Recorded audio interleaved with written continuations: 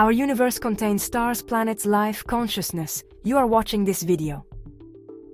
That is not obvious. It did not have to be this way. Physicists have discovered something unsettling. The fundamental constants of nature, the numbers that govern everything from gravity to particle masses, appear to be set with astonishing precision. Change even one of them by a tiny fraction, and stars never form. Atoms never hold together. Life becomes impossible. This is called the fine-tuned universe problem. Some call it the most dangerous argument in physics because of where it leads. Welcome to Grossdenken, everyone.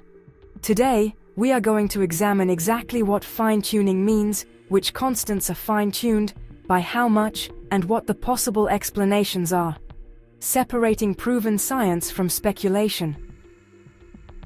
Please support this science channel by just subscribing. That would mean a great help. Let's start with a definition.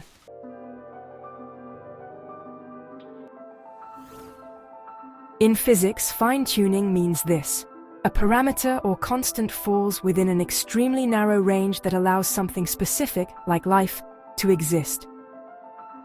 If that number were even slightly different, the universe would be radically different and almost certainly sterile.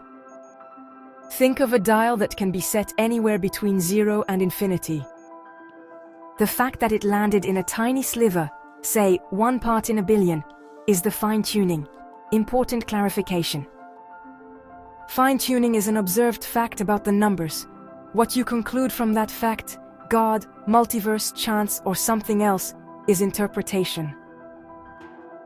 We will get to all of them. But first, let's look at the actual constants. Here is the most dramatic example. The cosmological constant, denoted by the Greek letter lambda, is the energy density of empty space. It drives the accelerating expansion of the universe. Here is the shock. Quantum field theory predicts the cosmological constant should be about 10 to the 120 times larger than what we observe. That is 1 followed by a 120 zeros. It is the worst prediction in the history of physics.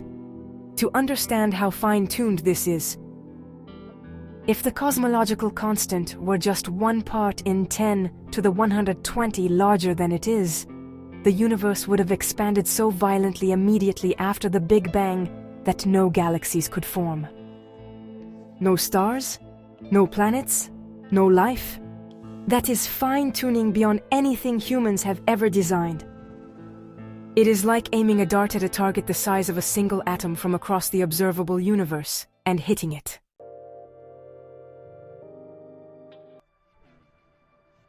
Next, the strong nuclear force. This is the force that holds protons and neutrons together inside the atomic nucleus. Without it, atoms would fly apart. Physicists have calculated that if the strong force were just 2% weaker, the deuteron, the nucleus of deuterium, which is essential for fusion in stars, would not exist. No stars would shine. Helium would never form in the early universe. If the strong force were just 2% stronger, the diproton, a 2-proton nucleus, would be stable. This might seem fine, but calculations show it would cause all hydrogen in the early universe to fuse into helium within seconds after the Big Bang. No hydrogen means no water. No long-lasting stars. No chemistry as we know it. No life. 2%. That is not as extreme as the cosmological constant, but it is still a remarkably narrow window.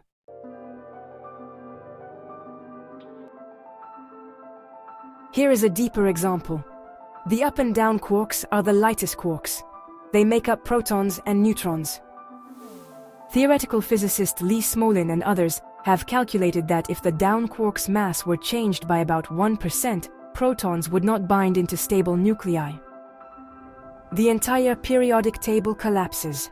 There are dozens more examples. The mass of the electron, the ratio of the electromagnetic force to gravity, the resonance levels of carbon-12 production in stars, a famous calculation by Fred Hoyle. Each one is independent. Each one is narrow.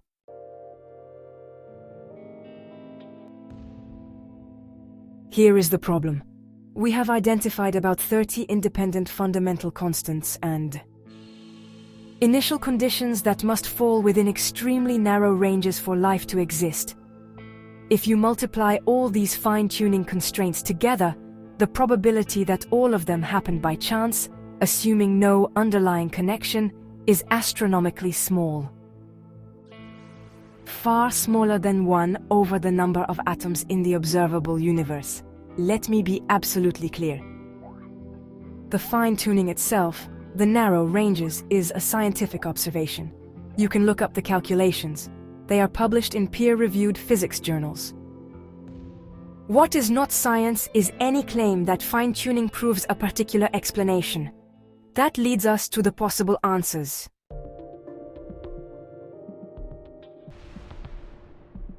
Scientists and philosophers have proposed 4 main explanations. Explanation 1, pure chance. We got incredibly lucky. This is possible, but the numbers are so extreme that many physicists find it unsatisfying as an explanation. Explanation 2, the multiverse.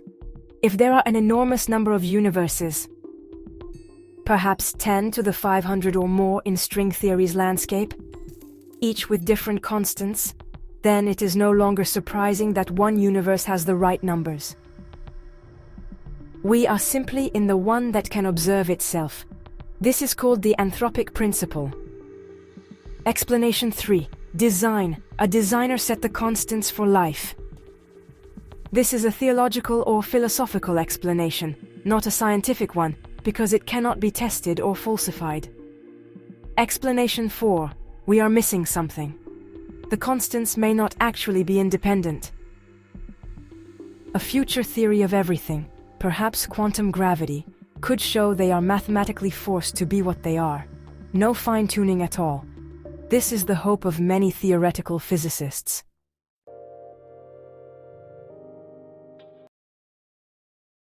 Let me end with clear facts.